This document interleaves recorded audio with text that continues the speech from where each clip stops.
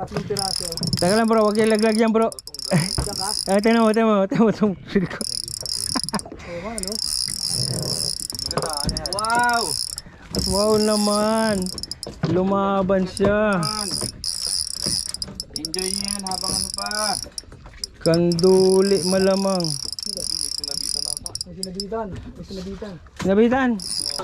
Bakit mo? Sige, punta ako dyan. Ang laki, mga lako-lako. Yay!